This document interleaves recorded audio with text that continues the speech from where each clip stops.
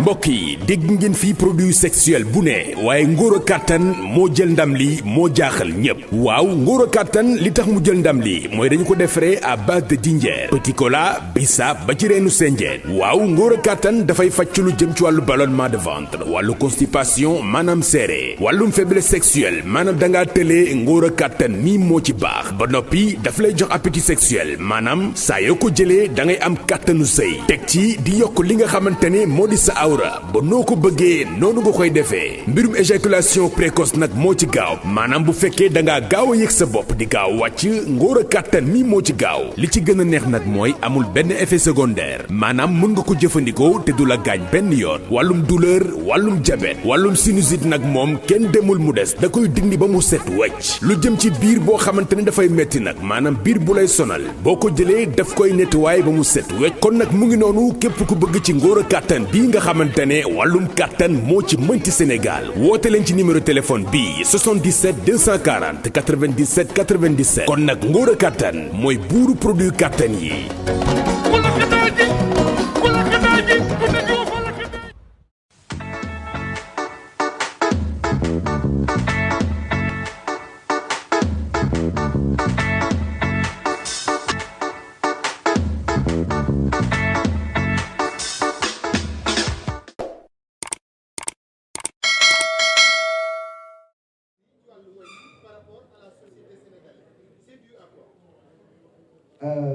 album bi mu ngi ne maturité dëgg la maturité musicale loolu moom lu dëgg la parce que aussi mënu ma ñëw rek nekk ci benn danser di def benn affaire te du ma jéem a apporter dara man dama bëgg su ma génnee ñu xam ni je suis différent des autres du nekk sama rëy du dama fuy du xaw ma suma bopp dama xam rek ki ma doon ak li mu mën bëgg su ma génnee mu am différence ak keneen ku jël loolu kese moo tax maturité musicale bi ak différence bi engagement bi ngay wax c'est totalement vrai alors je vais prendre le temps d'enlever mes lunettes on dit que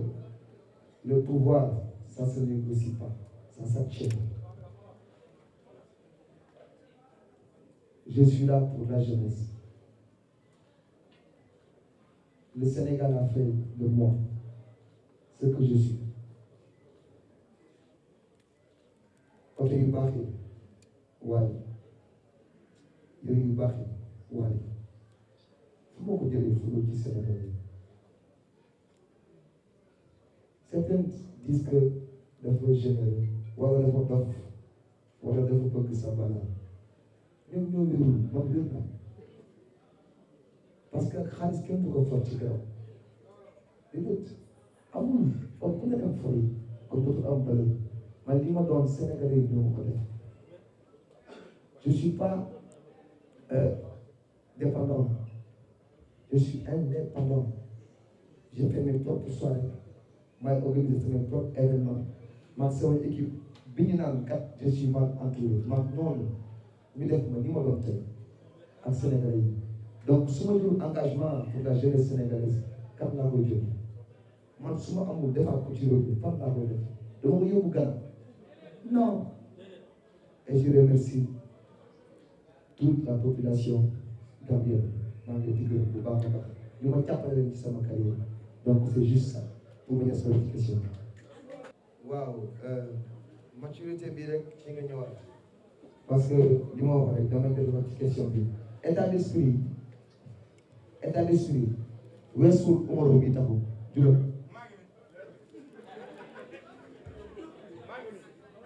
état d'esprit weesul umaro bi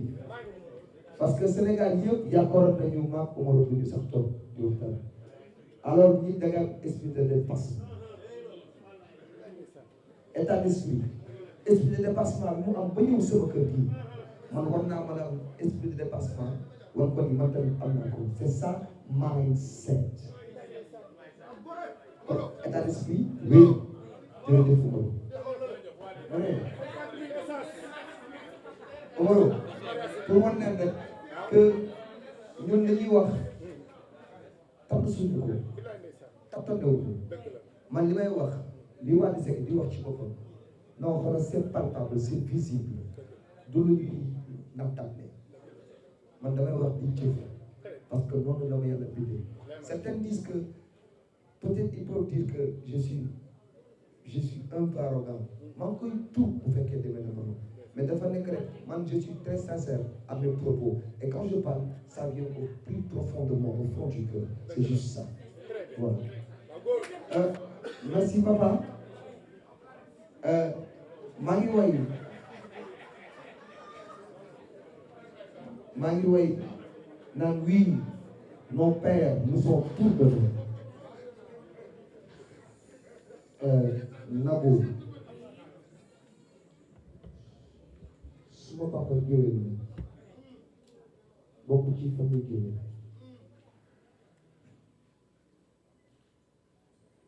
bi muy tàmbalee woy day jomom bu baax bi muy tàmbalee woy da doon lakk suma maam bëggul woon mu woy ci xewu magam bu jigéen lañ ko joxe autorisation mu woy muy yaayu jour bay bi may àndal sama cousin yaayu mature mbay ñu koy wax Rokhaya Seck sama maam dafa tàngoon ndax alkati boobu sa papa ñu musul ñeme si bi xool ko muy góor bu am fit ñeme engagement ñeme njaboot coon lay wax pour ñëpp comprendre dafa daw ba tey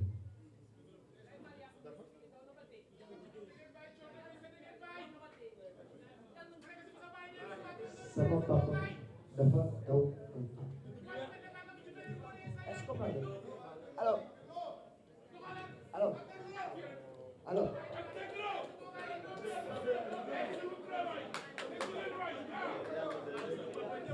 alors à un moment donné pour wax la histoire bi fi ñu demee waaw du déedéet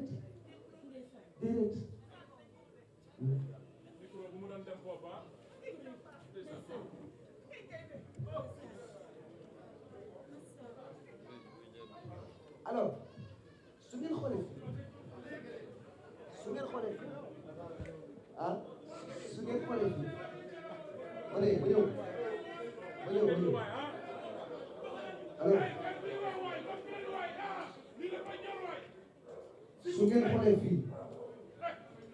ñun bokk nañ ci ñi fi njëkk a dëkk suma waajur mi ngi koy jafe ci jamono yi màccu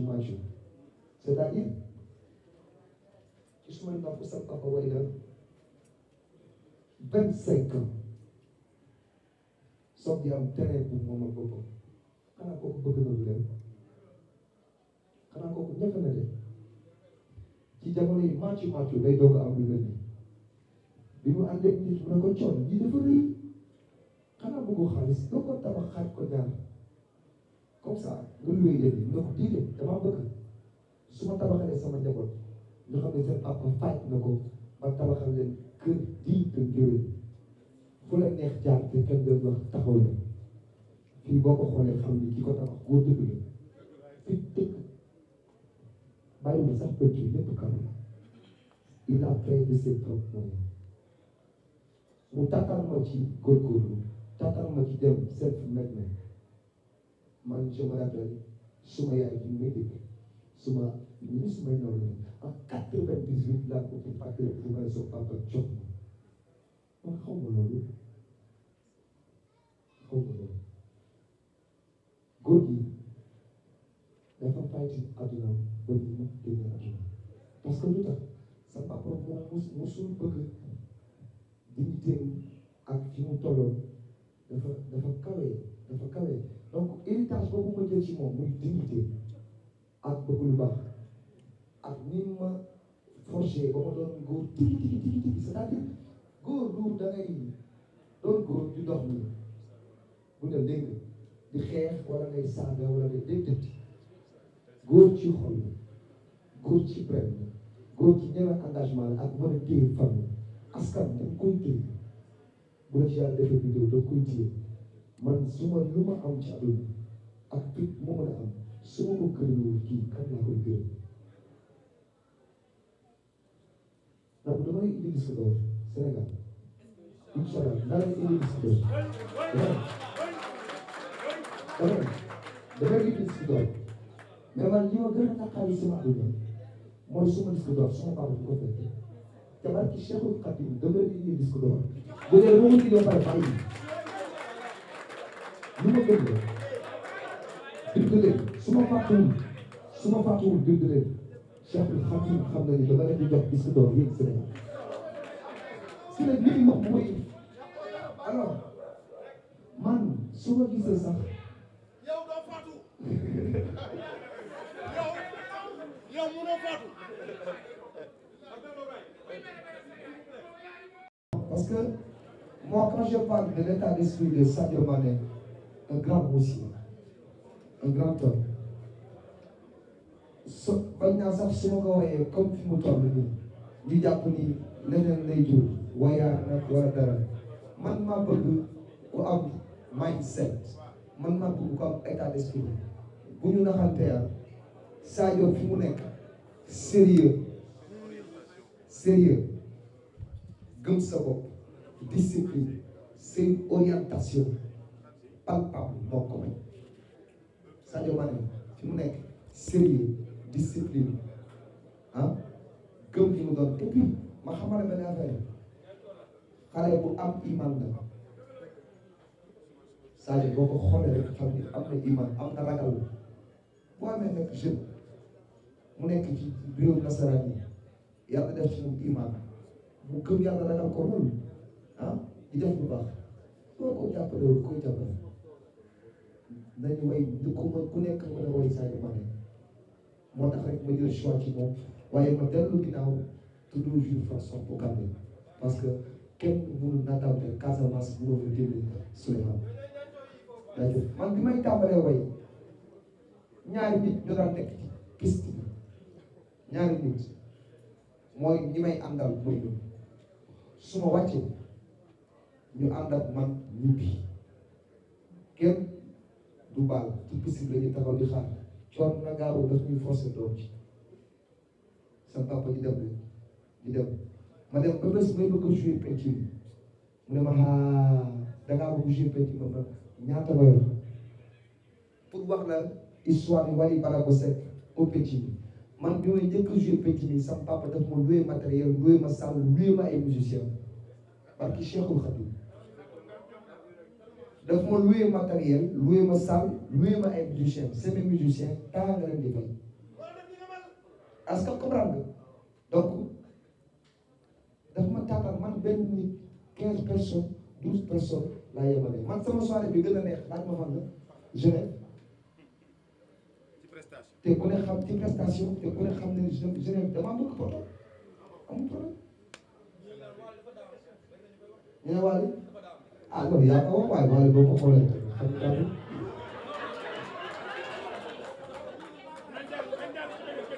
jaajëf non fii la waaw maa ngi lay sant di la gërëm ci reconnaissance bi parce que ku liggéey rek bëgg na wax góor même pour nga ko waxul sax Wally ak coow waaw Wally nag moom bi mu ñëwee ba léegi rek coow mi ngi ñëw waaye yam na ko mën a attan yam na oyof toll bu tegoo suma kaw yam naa ko attan te bu ma ko attanee ba tegi ko yam naa positif parce que avant coow am na bésu coow am na waaye après coow am na solo lu ma ta sóori saa bu coow amee rek bu ko yàlla tegee man yam naa ko positif loolu moom c'est très très important te nag dama am yaay yu gëm yàlla am na ñu wax ne waaye moom du tiit waaye xanaa du nit waaye nit la kay mais si toutefois ma woo suma yaay téléphone dina fexe ba ci 1 minute bi mu wax ma loo xamante ni su ngeen taxoon mën naa ko fàtte te du ma waxal lenn lu sama jikko kon xaaral ma baax wali benn màgg nga ci bële di bëri xaw ma foo ne waaye yàlla na nga gudd fan yàlla na nga wér soo guddee fan wér yàlla na nga tàll sa yéene ci njaboot gi yàlla na ko àggali sa yéene ci man ak samay mbokk samay xarit samay frère sœur yàlla na ko àggali parce que c'est très très important am naa wéruwaay bu mag wéruwaay te ku am iman la ku gëm yàlla la ku bëgg yonent bi la te mu nekk ci moom donc ci daraja sa soppe bi Diouf yàlla na ko gudd fan man xam naa ne bëggoon dara yow njaboot rek nga bëgg yàlla na nga gudd fan jërëjëf Mama Kati jërëjëf waaw ah li nga wax day am na solo parce que bu ñu jaawale nag lii du single album la te man sama album yi jot a génn yëpp xëy na nag xam nga nit nag moom soo koy déglu soo ko bëggee di nga am temps déglu ko waaye nit moom soo d'accord bu génne woon asamaan ak suuf sax du tax ne waaw man sama album mosuma génne album te amul thème amul lu nit mën a jàpp sama soppe ci lu mën a jàpp parce que man damay way pour ñi nga xamante ni au moins dinañ ma déglu xel ah déglu ko xol aussi parce que liy jógee ci xol lu jëm mais ku bëggul wax yi mënul déglu wax yi wala boog bu koy déglu day dugg ci nekk pakkal ni ba doyal su génnee def na leen donc thème moom yàgg naa ci li tax ma dellu ginnaaw nag c'est parce que bëgguma laal li nit ñi di laal damay bëgg di way autrement loolu sama choix ma am équipe bu mën a bind mën a liggéey ko beneen bi ci topp Papa Diouf c'est mon grand frère wax naa ko ba tey bi Papa Thione di dund maam ay bàyyi ñëpp ne fi dañ ma laaj kuy sa waykat ma ne leen Papa Diouf waaw nit ki nag bu dee mooy sa waykat Pape fekk naa ko fu ne bokkoon naa ci ñi gën a rafet dara ci soirée bi fekk naa ko fu ne donc c'est mon grand frère est-ce que dinañ diw noo kon day yomb diw bi dañ leen koy jaay waaw xam nga dina xam ne leen koy jaay mi ngi ci lancé boo xamante ni su wàccee nekk ci lancé ma nekk ci sama lancé ñu daje di ngeen ñu fekk fu kawe bu soobee yàlla ñu jaay leen diw boobu bu soobee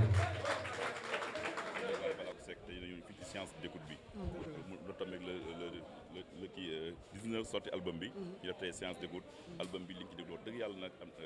neex na macha allah yal na yàlla yokk jàmm waaye nag suma xarit la sama diggante ak moom mënu ma ko wax maanaam lundi ak mardi la ndax jëlee na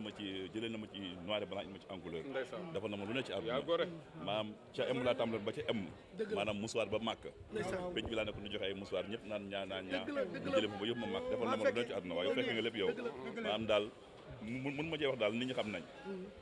waaye tey ñaa Wally Ballago Seck ñëw def tey album boo xamante ni 15 titres la 15 titres yi tey boo ma doon wax 15 titres yi li tax 15 titres yi tey nga koy wax waa Sénégal lu muy doon waaw xam nga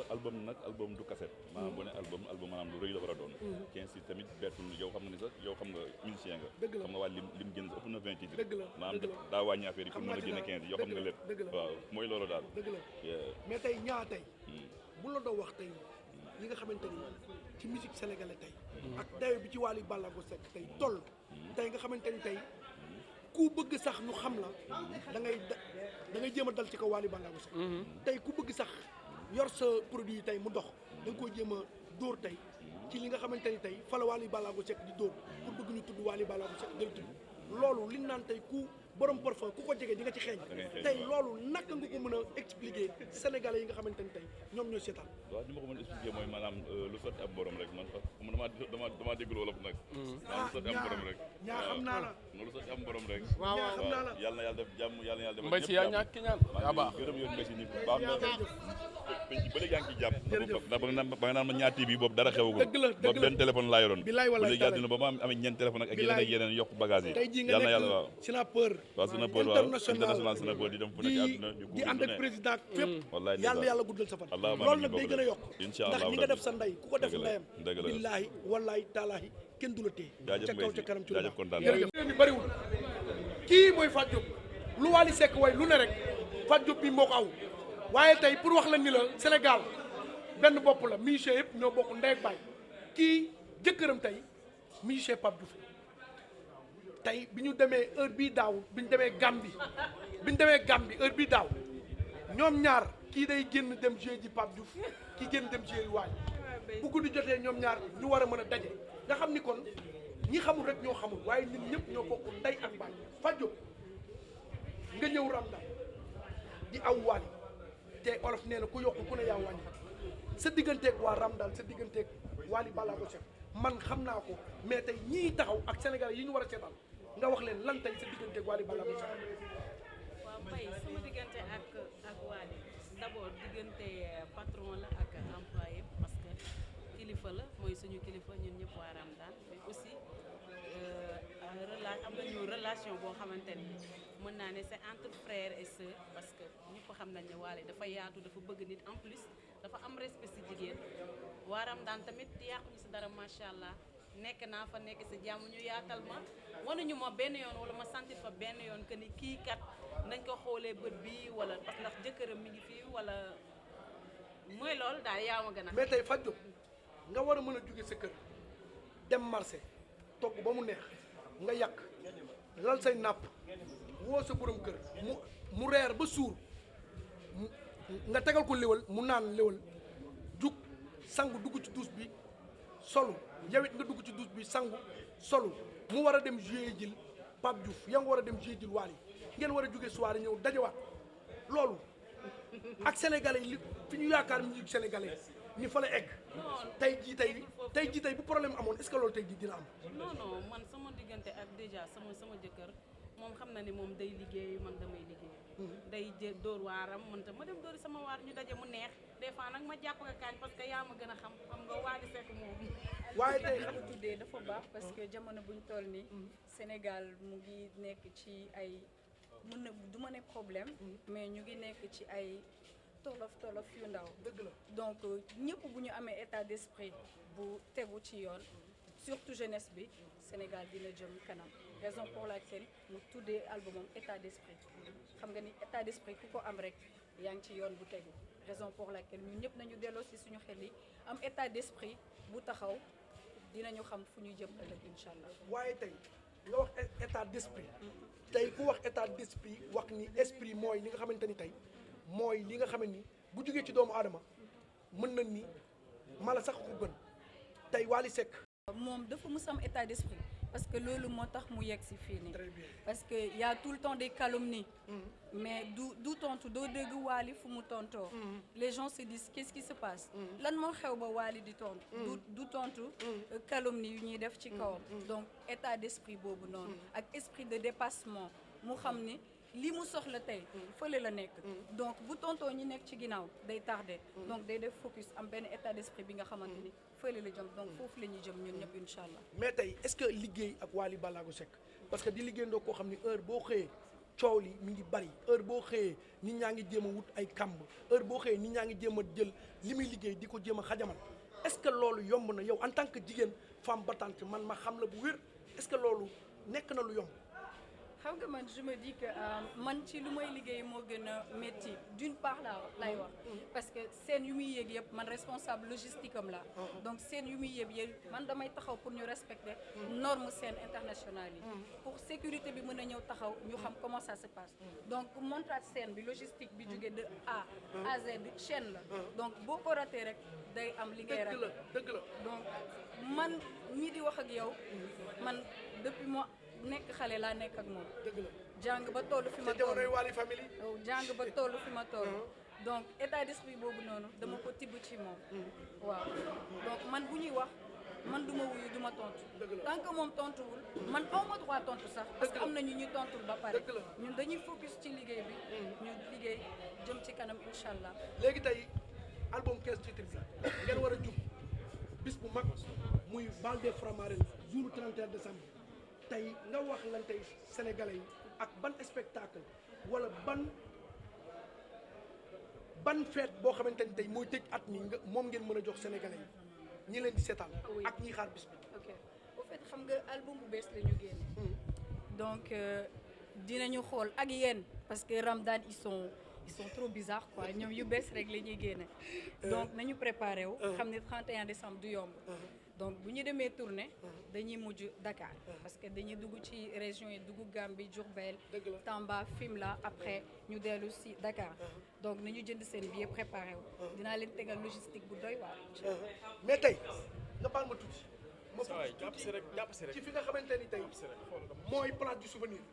ndax ku wax Balde Faramareen xam nañ ni danañ ko yóbbu feneen ak feneen ak feneen mais tey pour la première fois ñu ni place du souvenir tey ku xam place du souvenir wax ni dafa dend ak géej gi bu nekk dafa bëri loo xamante ni Faramareen fu ñu dem rek dañuy innové tey boo ma doon wax tey jii nit ñi li ñu war a fekk tey jii place du souvenir ak spectacle dañ fa war a def ak album bu bees tey ku ñëw place du souvenir est-ce que dina sant ni tey fii place du souvenir la wala dafay yaakaar ni tey sant mel ni Bercy la nekk waa wala déet. exactement dañ koy aménagé parce que xam nga du ñu ñëw rek place du souvenir yàgg nañ fa tëgg pas événement Wally en tant que tel mais événement ñeneen donc Wally bu ñëwee dañuy indi beneen touche en fait changé waat foofu ba boo ñëwee doo ko xamee incha allah. mais tey jii am na ñuy wax ni place bi dafa ndaw pour Wally Ballago Seck tey est-ce que yéen en tant que ñi nga xamante ni muy yéen ak man ak ñëpp rek est-ce que di ngeen ci jël ay matuwaay ba nga xamante ni tey jii dinañ gën a mën a yokk place yi ba nga xamante ni tey képp kuy Faramareen rek ñëw baal si di nga mën a am espace bu doy. incha allah dañu concerté wu parce que xam nga avant ñuy génne publicité bi dañuy def concertation parce que c'est toute une équipe en fait. léegi bu ñu defee concertation bi xool nañu avantages yi fa nekk yëpp mais conséquences yi aussi donc dinañu tenir compte ci li nga wax ni ñu gën ko aménager incha allah def ko logistique bu doy wax incha allah nga xamante ni ku ñëw di nga dugg mais na gars yi teel a jënd billet ñu teel a ñëw aussi waaw kon jërëjëf kii kenn dootu ko présenté kenn muy Lamine Nar Gawlo doomi Ndeye Marie Ndiaye Gawlo di musicien ci Ramadan nekk koo xamante ni wax dëgg yàlla maestro la ci li muy def Lamine Nar kanfoori la ci li muy def nekk musicien bu mag nekk ndaanaan waaye Lamine bala may laaj dara dama lay wax ana waa Amérique ba pare parce que yow dañu dem Amérique bàyyi la fa nga toog fa yàgg fa lool ana waa Amérique. waa Amérique ñu ngi fa di leen nuyu di leen siyaar di leen jox seen wàccuwaay di leen nuyu di leen béy di ko nuyu moom sama frère ñu bokk benn yaay. moom dafa war a wax Lamine Nar doomu Khady Ndiine. dëgg la ndeysaan Mbay si doomu Ndeye Marie Ndiaye. ndeysaan ndax li ko sama yaay wax rek nee na ko yaag Lamine Nar musique boolewu leen. dëgg la dama naan awu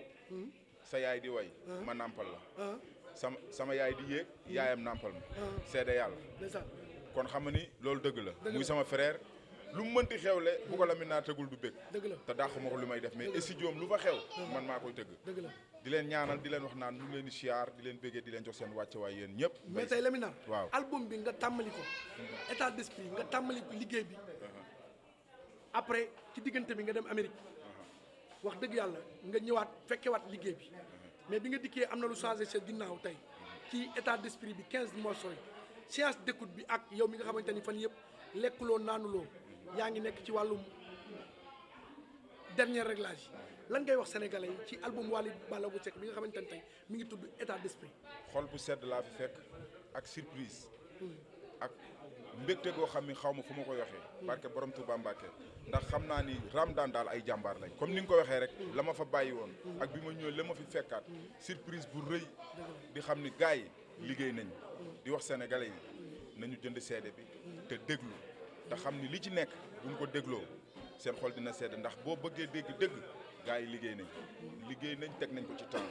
di ñaan nag suñu borom def ci jàmm yan yegg fu kawe suñu njot ci barke Seydina Muhammad ndax boo déggee état d'esprit mooy esprit bu tranquille tax gars yi dañ ko liggéey ak esprit bu tranquille amul werante amul wax ju bari liggéey nañ ko daal man bi ma ñëwaatee li ma dégg nii bi ma ko déggoo làqatu naa toog jooy te xam ni li ñu def daal doy na waar te neex na di ñaan suñu borom def ci jàmm def jàmm Sénégal kaset bi génn neex doomu adama yëpp ci barke Seydina Muhammad mais Lamine waaw tey normalement album ku wax album wax ay morceau tey boo ma doon wax yan morceau ñooy say morceau tey man daal morceau bi nga taasu xaw ma ak doo daanu doo daanu ak liggéey. liggéey non boobu daal ñaar yooyu moom daal man. tuuse nañ ma. te yëngal nañ ma barke Serigne Bamba. ndeysaan billaay wallaay taala sànq dama toog di jooy ndax liggéey daal liggéey rek a wóor. mais Gawlo waaw. ci liggéey boobu ci laa lay introduire ndax tey nga ni liggéey ñu liggéey album boo xamante ni album bu toll nii tey ku ne xam na ni tey Papa Thione moo commencé waaye Wally moo eggale ñu liggéey ko ci ginnaaw Papa Thione est-ce que loolu yomboon na di liggéey album boo xamante ni tey pour la première fois ñu liggéey album boo xam ne Papa Thione tey fekkeewu ko waaw ñu nekk ci biir këram di def séance d'écoute lan nga mën a expliquer Sénégalais ci loolu. yomb na yombul ndax Papa Thione moo ñu taataan ci wéet gore wéetaliku gore. ak liggéey ak liggéey. bu ngeen ma gisee da ngeen war a liggéey su ngeen ma gisul da ngeen war a liggéey ndax moom liggéey rek la xam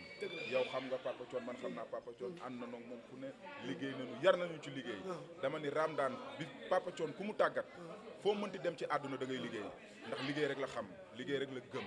di ko ñaanal fi mu tëdd yal na ko suñu borom xaaree àjjana ndax xam naa ni tey xolam sedd na tey fa mu tëdd tàlli na ndax lii rek la bëggoon ci àddunaam njabootam di liggéey bëggul dégg kenn ci caaxaan ak dara loo xam ne rek da koy dégg rek rus te xam naa tey ni dafa mu tëdd rusul ndax moo ñu tàggat ci liggéey tàggat ñu ci jom fulla ak fayda kon tey lii moom dañuy sant yàlla rek kon nag wax dëgg yàlla sama gars yi yéen nag dama yaakaaroon ni tëggum sama rek moom mitti wala yëkkaw seen mais seen liggéey nii dafa mitti damaa téye micro ba sama mbagg yi fi mu ne nii day waaj a gis ni aussi Wally du Wally rek moom mooy nekk ci œuvre u état d'esprit gis nañu musicien wam yi aussi lépp lu Wally xewle rek dañ ciy taxaw ne ci ginnaawam yéen tamit dañoo gis yéen benn esprit de dépassement par rapport ci début Wally waaw xam nga nag wax dëgg yàlla Ramadane li mooy Ramadane tey ñun ay nit lañ yoo xamante ni ay taalibe lañ déjà yaroo ci banlieue mën a dugg ci biir nit ñi à tout moment tey mënoon nañ fa nekk di jéem a ñoddi waaye tey li ma yor télé la boo xamante ni ci banlieue bi la nekk tudd Pikine Info sama mag ju ma bokkul ndey bàyyi moo ko moom tey moo tax mu ñëw ma jël micro ni ko tey damay jël liggéey ba nga xam ni tey ñun liggéey rek la ñu xam état d'esprit bu normal rek la ñu xam waaye fighting rek la ñu xam grâce à moom tey jii tey li olof naan borom parfois ku ko jegee di nga ci xeeñ grâce à moom tey dem na ba affaire bi ëlbatiku ba tey ba liggéey bi gën a yaatu kon Sénégal lii rek la góor day jàpp ci góor góor jàpp ci góor góor jàpp ci góor wax dëgg yàlla esprit nag état d'esprit mbooy li ñëpp war a mën a am parce que boo amul état d'esprit normal li ngay def mënoo ko def bu fekkee looy wax la mënoo ko wax bu fekkee ni looy liggéey la mënoo koo liggéey esprit tranquille mooy lépp te ku xam Wally Ballago Seck xam ni des fois coow li bari ba ku mu doonoon ci yow boo amul esprit normal rek mën na la jaxase ba nga bàyyi wala nga dugg ci loo war a dugg wala nga génn def loo war te def waaye ku ne xam na ni coow li ko topp pour la première fois musta topp benn artiste tey ci coow parce que xaj na ñi fi nekkoon coow daan na leen topp mais koo xamante ni yaa raw ceeb wala yaa raw mburu nit ñi heure bu ñu xëyee ci yow la ñuy wax képp ku ñëw bëgg sax buzz tey moo xam oustaz buy soog a ñëw la wala journaliste buy soog a ñëw wala artiste bu bëgg a siiw sax wala nga bëgg a jaay sa dara ci Wally Seck ngay dal pour nit ñi mën laa ràññee pour mën laa xam loolu nag mbir la moo xamante ni yàlla suñu borom tey moo ko defal yàlla suñu borom ni mi ko tegit moo ko may xolu mu mën koo attan tey jii ba nga xamante ni tey lu ñëw rek dina ko mën a gérer ak esprit normal esprit tranquille ba nga xamante ni tey jii tey moom la jël tuddee ko albumam bii tey pour wane rek ni moom ak lu mën a xewit esprit tranquille kese la yor. gis nañu aussi dañoo gis benn évolution ci musique Wally à chaque fois dañuy gis benn instrument ñëw instrument yooyu Wally moo koy keer wala musiciens yi ñooy concerté wu yëg ko. Wally Seck doomu Papa Thione Olof Ndiaye nee na lu waay doon mu dëgër waaye lu nit forit mu wadd waaye tey doomi Papa Thione rek laa doy na sëkk mu judd ci lii ñu ngénte ko ci mu namp ci raam ci ba daan Thione Seck dafa juróon tur bi tuddee ko raam daan ndekete boobu waxut ak boppam ndekete boobu li muy créé du pour moom dama bëgg sénégalais di déglu bu baax rien n'est hasard raam daan tey Wally moo fi raam ba màgg fi tey ba daan tey moo waral état d'esprit moo waral tey mu nekk nit bu fort tey lu coow li bari tey lépp lu ngeen gis Wally Seck liggéey ko xaar leen ni lii ñëw mooy raw Wally Seck wéyagul. disque d'or bi ñu ngi koy xaar. lépp dafay ñëw incha allah parce que liggéey bi dañu liggéey CD international liggéey CD national international bi pare na bu yàgg ba ñu yóbbul ko ñi nga xamante ne tey ñooy ñooy producteurs yi ko moom muy waa Believe tey loolu dem na ci bi ñuy dem avant ñu dem Amérique la ñu yóbbu album boobu ba dem na album boo xamante ni presque mat na ay 25 titres te loolu jotewul ak lii dara amul benn morceau bu nekk foofu tey boo xamante ni tey mi ngi ci album bi kon nga xam ni état d'esprit wala tey liggéey rek moo wóor comme li mu morceau yi ni nga xamante ni tey jii tuddee na ko ci am na ci yoo xamante ni liggéey la nga xamante ni Wally Ballago Seck daal ñi ngi koy ñaanal parce que Wally bu amul woon ci réew mi fi mu ne réew mi bu dee neex wala coow li di bari ci musique bi wala feet yi di jub ci damay nettali benn anecdote rek fan yee passé dama ko woo téléphone ma ne ko Wally fekk mooy temps bi mu posé nga xamante ni musique bi dafa mel ni lu gental kenn déggatul kenn ma ni artistes yi dañoo war di fay Wally Seck parce que bu fi nekkul day mel ni réew mi dafay mel ni rek maanaam ñànkutangoo togg rek te wuccoo ci soos bu fi nekkee nag réew mi day neex ku ci ne da ngay mën a balballu ku ci ne sañ-sañ la kon doomi Papa Thione ak Diaga yàlla suñu borom guddal fanam wéral cëram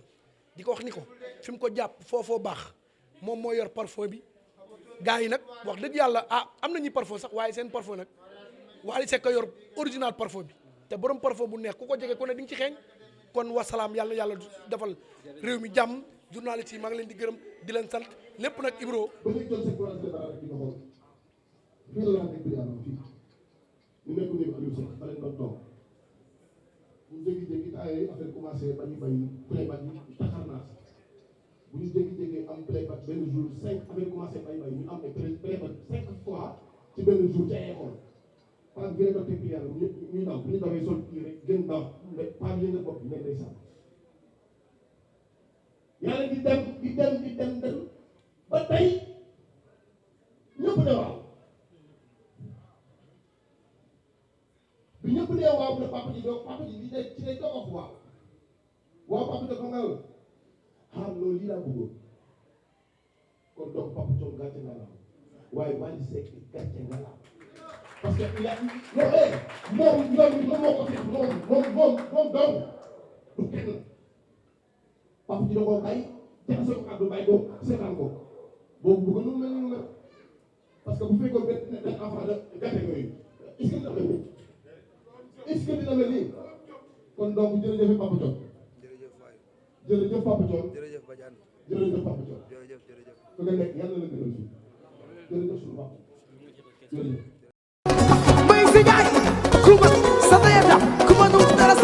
mbokk yi dégg ngeen fii produit sexuel bu ne waaye ngóor a kàttan moo jël ndam li moo jaaxal ñépp waaw ngóor a kàttan li tax mu jël ndam li mooy dañu ko defaree à base de dinjeer petit cola bisaab ba ci reenu senjeen waaw ngóor a kàttan dafay fàcc lu jëm ci wàllu ballonnement de ventre wàllu constipation maanaam seere wàllum faiblesse sexuelle maanaam dangaa tëlee ngóor a kàttan nii moo ci baax ba noppi daf lay jox appétit sexuel maanaam saa yoo ko jëlee da ngay am kàttanu sëy teg ci di yokk li nga xamante ne moo di sa awra ba noo ko bëggee noonu nga koy defee mbirum éjaculation précoce nag moo ci gaaw maanaam bu fekkee da ngaa gaaw a yëg sa bopp di gaaw wàcc ngóor a kàttan mi moo ci gaaw li ci gën a neex nag mooy amul benn effet secondaire maanaam mën nga ko jëfandikoo te du la gaañ benn yoon wàllum douleur wàllum diabète wàllum sinusite nag moom kenn demul mu des da koy dindi ba mu set wecc lu jëm ci biir boo xamante ne dafay metti nag maanaam biir bu lay sonal boo ko jëlee daf koy nettoyer ba mu set wecc kon nag mu ngi noonu képp ku bëgg ci ngóor a kàttan bii nga xamante ne wàllum kàttan moo ci mënti Sénégal woote leen ci numéro téléphone bii 77 240 97 97 kon nag ngóor a kàttan mooy buuru produit kàttan yi